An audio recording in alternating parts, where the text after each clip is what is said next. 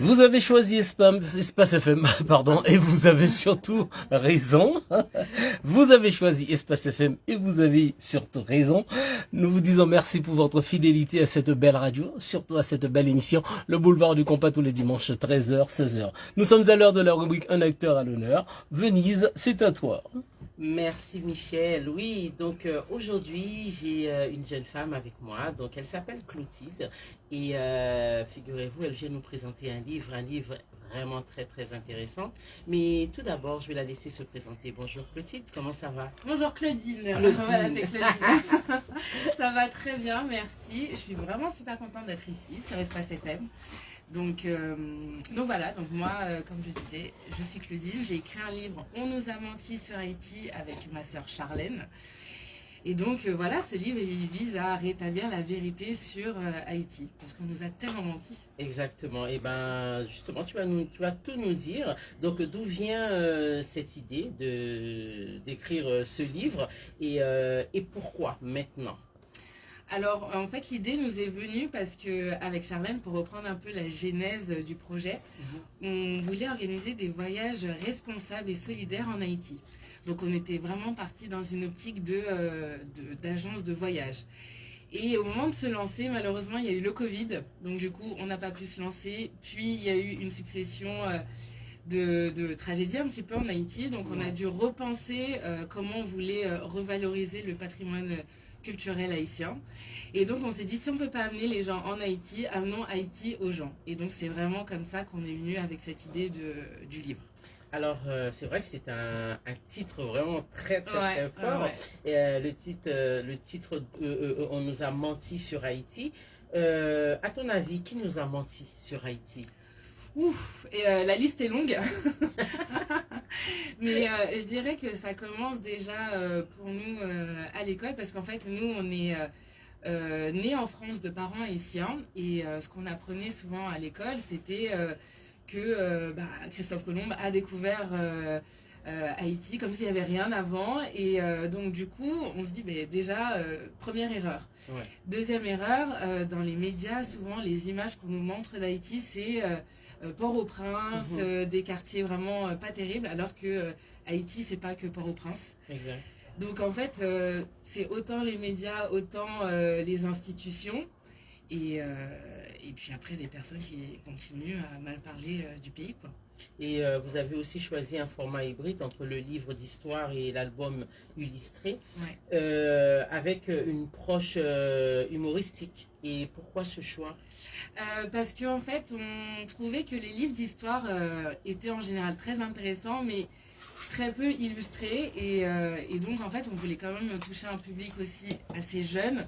On se disait que si on écrivait plein de mots et avec un langage un peu compliqué, les gens ils allaient pas lire. Donc vraiment on s'est dit, ce qu'on va faire, c'est qu'on va donner envie aux gens de lire Haïti, de découvrir et de mettre vraiment des visuels sur ce à quoi ressemble Haïti.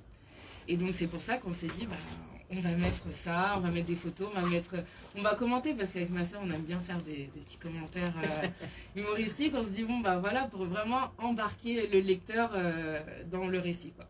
Est-ce que justement ta soeur et toi, vous êtes nés en Haïti ou en France? Comment ce pays vous a tellement marqué? Pourquoi? Et est-ce que c'est depuis toujours? Est-ce que c'est les parents qui vous ont donné cette inspiration? Comment, dis-nous, qu'est-ce qui vous a rapproché Haïti et vous deux? Alors en fait, donc nous on est nés donc du coup en France on a eu la nationalité, du coup on est nés haïtienne. On n'avait pas la nationalité. De parents haïtiens. Exactement. Donc du coup, nous, à chaque fois, ce qu'on apprenait, c'était très négatif, jusqu'à ce que nos parents nous amènent vraiment en Haïti. Et c'est là qu'on a commencé à voir un décalage entre ce qu'on voyait nous-mêmes de nos yeux et les images qu'on pouvait nous montrer dans les médias, encore de Port-au-Prince, etc. On a vu de belles plages, on a vu de belles cascades, on a vu plein de montagnes. Enfin, pour nous, c'était... il y avait une certaine richesse au final. Et donc c'est en allant plusieurs fois en Haïti qu'on a pu déjà déconstruire vraiment l'image qu'on nous renvoie d'Haïti. Mhm. Et puis après, on a commencé à y aller aussi toute seule avec ma sœur et puis prendre nos sacs à dos et vraiment sillonner le sud parce qu'en fait nos parents sont de Léogane, D'accord. Gressier. Et donc du coup, on a pris nos sacs à dos, on a fait tout le sud et on s'est dit, bah, puis à Belle, vraiment, franchement, ça vaut le coup Ça vaut le d'être coup. vu, quoi. Exactement. Ouais. Et dis-nous un petit peu les 3 plus grands malentendus ou mythes sur Haïti que vous avez voulu déconstruire dans ce livre. Déjà, je dirais Haïti est un pays pauvre. Ça, on l'entend depuis qu'on est né à tellement de reprises. Et donc après, c'est déjà comment on définit la pauvreté. Parce que moi, quand je vais en Haïti, je vois que y a des belles plages, je peux manger des mangues de partout, et tout est bon. Je me dis, j'ai pas cette chance-là en France. Donc en fait, déjà, ça pour moi, c'est une certaine richesse. Puis l'histoire, on a une histoire tellement riche. Le premier peuple noir indépendant à avoir monté sa république. Donc en fait, je me dis, il y a déjà la richesse qui est méconnue, la richesse historique. Et puis après, sur même, j'ai envie de dire, même la cuisine, quand pendant un moment on parlait de galettes de boue aux infos, comme quoi c'est ce qu'on mangeait en Haïti, ben non, en Haïti on a de très bons plats. Donc en fait, c'est toutes ces petites choses que les infos, les médias vont relater, que nous on essaye de déconstruire petit à petit. Puis il y a aussi Haïti, pays maudit, vaudou. Ouais. Bon, la liste est longue, hein. Très longue. Ouais. Alors, on nous a menti sur Haïti, donc ce livre extraordinaire vraiment à découvrir, à lire et à partager. Je pense que c'est quand même extraordinaire pour des jeunes comme vous, pour avoir écrit ce livre pour les plus jeunes aussi, parce que les plus jeunes justement vont découvrir tous ces messages qu'il y a à travers ce livre. Et comment ont reçu justement la communauté haïtienne ce livre et puis les amis d'Haïti? Mais tellement bien, franchement, ça nous a tellement fait chaud au cœur parce que on avait des personnes qui nous disaient bah, merci parce qu'au final j'ai au moins un outil qui me permet de mieux découvrir Haïti parce qu'il y en a énormément des plus jeunes qui n'ont jamais mis les pieds là-bas et avec la situation politique, ils risquent pas de mettre les pieds en Haïti d'ici là. Donc en fait ça a été vraiment très bien pris. Et puis en plus, c'est un premier volume. Il y a écrit Chronique historique et célébration culturelle, volume 1. On a prévu de faire différents volumes qui vont aussi parler. Bon, le deuxième, je spoil un peu, ça va parler d'art et de musique. Wow. Parce qu'il y a une richesse. Voilà, c'est très riche. Et comment avez-vous réussi justement à équilibrer rigueur, historique, accessibilité et ton ludique? Ludique, oui, c'est ça. Alors, on s'est fait aider pour écrire ce livre par un prof qui a enseigné en Haïti, qui s'appelle François Damien. Et donc, c'était important pour nous, parce que, bon, étant donné qu'on n'a pas fait d'études en histoire, il était important pour nous d'avoir quand même les périodes clés de l'histoire d'Haïti. Et surtout, on ne le raconte pas ici. Exactement, on ne va jamais nous la raconter. Donc, même avec la dette, etc., il y a tellement de choses. Et donc, en fait, c'était vraiment important pour nous de se dire, bon, moi, si j'ai envie de connaître Haïti, comme un petit peu Haïti pour les nuls, qu'est-ce qu'il faut que je sache pour mieux comprendre le pays? Et donc, c'est comme ça qu'on s'est dit, bon, on va essayer de déjà vulgariser un peu plus le discours, c'est-à-dire le rendre beaucoup plus compréhensible, et ensuite le rendre un peu drôle, ludique, vraiment qui donne envie, et surtout mettre de belles photos d'Haïti, parce que, encore une fois, pays très belle.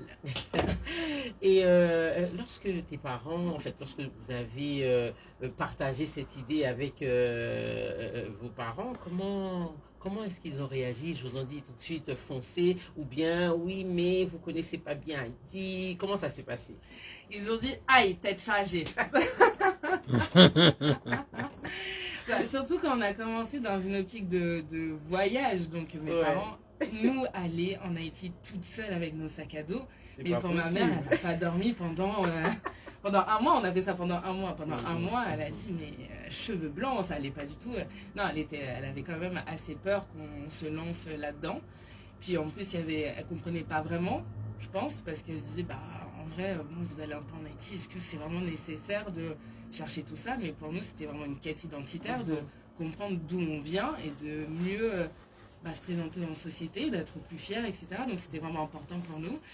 Et donc quand on a dit qu'on allait écrire un livre, qu'on allait en imprimer plein et qu'on allait essayer de les vendre, elle n'était pas très chaude, ma mère, au début.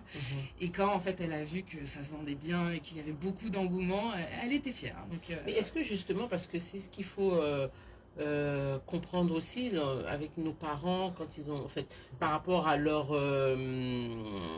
éducation, est-ce que toi, ta famille, t'a toujours parlé d'Haïti? Est-ce qu'ils t'ont parlé, ou bien au contraire, ils te disaient non, c'est pas une bonne idée de partir en Haïti, ou bien ils t'ont toujours encouragé et ils vous ont dit, enfin je parle de ta sœur et toi, et vous ont toujours encouragé pour vous dire que voilà, Haïti c'est un pays extraordinaire, voilà ce qu'il y a comme richesse, voilà ce qu'il y a, et voilà ce qu'il faut aller voir.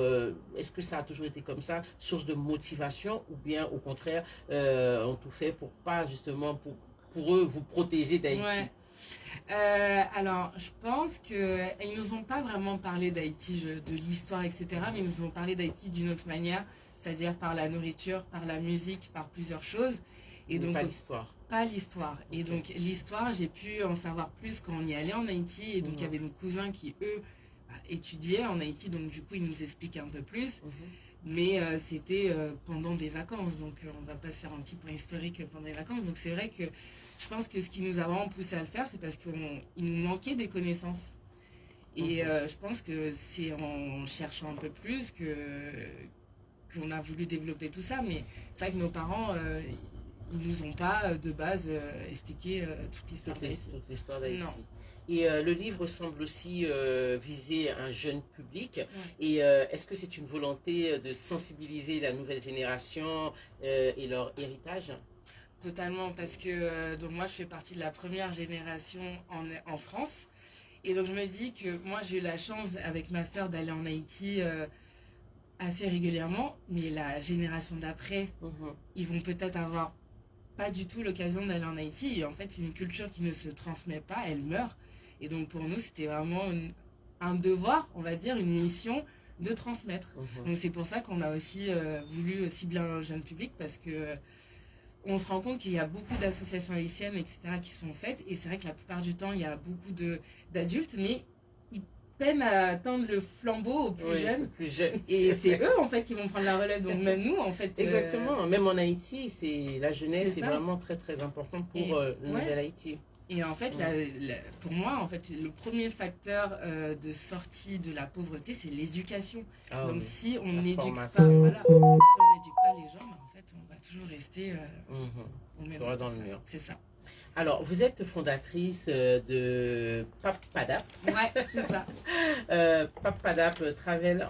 Et en quoi cette plateforme complète justement votre travail de sensibilisation culturelle? Alors, en fait, on a lancé cette agence de voyage vraiment dans un but d'échange. Parce que souvent, les gens ils veulent aller en Haïti pour juste faire de l'humanitaire, aider dans une école, etc. Mais en fait, ça a des effets tellement négatifs des fois. Et donc, c'était vraiment déjà de sensibiliser les gens au tourisme responsable, c'est-à-dire mieux encadrer, et qui est vraiment une logique de donnant-donnant. C'est-à-dire que c'est pas forcément le voyageur qui vient apporter ses compétences, c'est aussi... On veut aussi qu'ils repartent avec des compétences aussi. Et donc, on avait développé tous ces séjours-là. Il y avait 5% du prix du séjour qui était reversé aux associations locales dans un objectif de développement. Mais malheureusement, on a dû mettre ce projet-là en pause parce que... c'est ça. Mais au moins, quand même, sensibiliser sur le tourisme responsable. Comment, en fait, le tourisme peut avoir une empreinte positive dans les communautés visitées. Justement, j'allais y venir, donc connaître un peu le rôle du tourisme responsable. Quelle révalorisation quelle révalorisation de l'image d'Haïti penses-tu que le tourisme peut apporter? En fait, étant donné qu'on est un pays très riche, donc il y a tellement d'événements culturels qui méritent...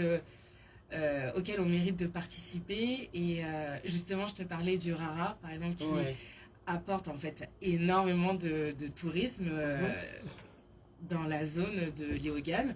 Donc je me dis, mais c'est tellement un facteur qui pourrait aider à développer par exemple cette zone-là, parce qu'il y a aussi beaucoup d'aide de la diaspora. Donc je me dis, si c'est bien fait, ça peut être profitable à tout le monde. Bien C'est sûr, juste bien sûr. qu'il faut vraiment s'y intéresser. Et donc pour ça, ça passe par lire et s'apprendre et acheter notre livre. Exactement. C'est ça. Un moment marquant ou une anecdote depuis le lancement du projet? Ça a été tellement vite parce qu'au final, on l'a lancé en novembre 2024 et donc ça fait même pas 6 mois. Et on a organisé un week-end de lancement.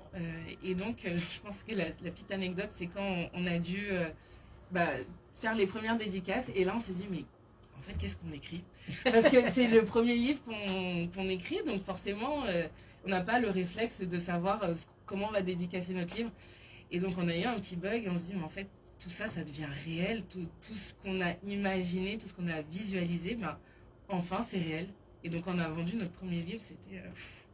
Voilà. Et c'est vraiment bien illustré, hein. Il y a vraiment pas mal d'images sur le livre. Et franchement, c'est extraordinaire, c'est très très bien. Et je pense que j'encourage les gens à acheter ce livre parce que vous allez découvrir pas mal de choses. Et c'est vraiment très très passionnant. Combien de temps vous avez mis pour réaliser ce chef-d'œuvre? Alors, entre le moment où on l'a réfléchi et le moment où on a commencé à écrire, je dirais à peu près 2 ans. 2 ans. Ouais, et il y a vraiment eu 1 an où là, on était vraiment plus sur de l'écriture, de la relecture. Et puis, vu qu'il est en auto-édition, faut absolument tout penser. Les visuels, comment on va le rendre un peu ludique, le choix des photos. Les photos, ça coûte très cher. Donc, en fait, tout ça, c'était en fonds propres. On a eu quand même fait une campagne de financement pour nous aider à financer. Ouais. Et donc, encore merci à toutes les personnes qui ont contribué. Mais c'est vrai que c'était quand même un projet assez coûteux. Et quand on se lance comme ça dans l'écriture d'un livre, c'est pas quelque chose qu'on fait à la base. Donc voilà. Donc, où est-ce qu'on peut trouver ce livre? Comment vous contacter toutes les deux pour pouvoir acquérir ce livre? On nous a menti sur Haïti. Alors, il est disponible sur notre site internet www.papadaptravels.com. Et sinon, il est disponible dans la librairie Calypso à Paris et dans les restaurants Aïchan Mama aussi. Ah, super. Ouais. Est-ce que justement vous comptez faire peut-être une conférence pour ce livre ou bien une vente signature quelque part où les gens pourront justement venir et avoir le plaisir de parler avec vous, d'échanger et de signer ce livre? Alors le prochain événement, il est prévu la semaine prochaine, samedi, je ne sais plus quelle date, mais en tout cas c'est samedi prochain. C'est ça, donc c'est avec l'association La Jeunesse Haïtienne de France. Ils organisent en fait une boat party où il y aura un cours de compas suivi d'un DJ set. Et juste avant, on sera là pour parler de notre livre et de vendre nos livres. Donc venez nombreux. Voilà. Et quel retour vous avez avec ces jeunes? Parce qu'on a parlé tout à l'heure, on disait que le livre était vraiment dédié à la jeunesse haïtienne en France, même partout, la diaspora. Totalement. Et quels sont les retours que tu as pu avoir, ou ta sœur, comment les jeunes vraiment ont reçu ce livre? Ils l'ont très bien reçu et puis en fait ça leur donne envie eux aussi de faire quelque chose pour Haïti. Donc en fait c'est aussi totalement ce qu'on voulait faire, c'est inspirer, que le livre il puisse inspirer, qu'il puisse susciter des réflexions, des discussions. C'est vraiment ça et au final il a été très bien pris et d'ailleurs on prévoit aussi de le traduire en anglais pour pouvoir aussi toucher la diaspora aux États-Unis et bien évidemment en créole aussi parce que c'est important quand même pour le pays. Et comment voyez-vous aujourd'hui Haïti à travers les prismes de la culture et la jeunesse ainsi que la diaspora? Franchement, la situation, elle est très compliquée. Même envisager d'aller en Haïti, c'est un sacré périple. C'est coûteux aussi. Donc, et mine de rien, ce qui sort dans les infos, c'est très négatif avec toutes ces histoires de gangs. Mais moi, je vois quand même beaucoup d'espoir parce que je vois qu'il y a beaucoup d'éveil auprès de la jeunesse, justement. Je vois qu'ils ont envie de faire des choses. Je vois qu'il y a quand même beaucoup d'associations en Haïti qui continuent de fonctionner. Donc, en fait, oui, le pays est dans une situation compliquée, mais il y a quand même des choses, quoi. Et moi, ça fait on a lancé notre agence avec Charlène en 2017. Depuis 2017, moi, je vois de plus en plus d'initiatives qui se font en Haïti. Donc, Ouais, moi je pense que ça me permet de garder espoir. Exact. Et avez-vous d'autres projets d'avenir autour d'Haïti ou d'autres destinations afro-caribéennes? Non, c'est vraiment juste Haïti. Vraiment, vraiment, c'est vraiment tout pour Haïti parce que je trouve qu'il n'y a pas assez de personnes qui s'occupent d'Haïti. Et donc, du coup, bah, c'est en fait au final une mission de vie. Il y aura toujours Haïti, peut-être que plus tard on développera autre chose, mais là, c'est vraiment plus se mettre dans l'écriture. Après, on réfléchit à peut-être faire des formats de podcast et faire des webinars aussi pour apprendre aux gens à les sensibiliser sur le tourisme responsable, justement. D'accord. Alors, donc tu nous as dit où est-ce que les personnes pouvaient te contacter et donc tu nous as dit que vous avez pris toutes les 2 ans Ouais. pour écrire ce livre et lorsque le livre est sorti, le bébé est sorti, comment vous vous êtes senti? Dites-nous quelle fierté vous avez eue au moment de la naissance de ce livre. J'ai pleuré.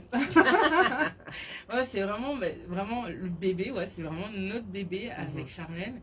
Mais tellement de fierté et de voir que toutes ces heures, ces mois, ces années de recherche, parce que c'est quand même beaucoup de recherche pour pouvoir écrire un livre sur l'histoire d'Haïti. Et donc de voir ça se concrétiser, mais beaucoup de fierté, de la joie, un peu de peur, tu vois, quand même d'avoir des petits retours, on sait jamais négatifs, mais au final, ça a tellement été bien pris dans la communauté que voilà. Merci beaucoup, merci. J'étais vraiment très contente de t'accueillir. Et je pense que la prochaine fois, on aura ta soeur qui sera là avec nous. J'espère, ouais. Donc, merci infiniment et puis bonne continuation. Et n'oubliez pas, n'hésitez pas à aller acheter ce livre. Les jeunes, vous voulez être impliqués dans le nouvel Haïti. Donc, voilà, c'est ce livre qu'il vous faut aussi. Et je pense qu'elle a tout dit. Et un dernier mot pour les jeunes haïtiens. Continuer à faire vivre Haïti. Parce que sinon... Merci beaucoup, Claudine. Merci. Merci Venise, merci Claudine. Bien. Je dis plus rien, bien. Super. Vous tenez à votre véhicule ?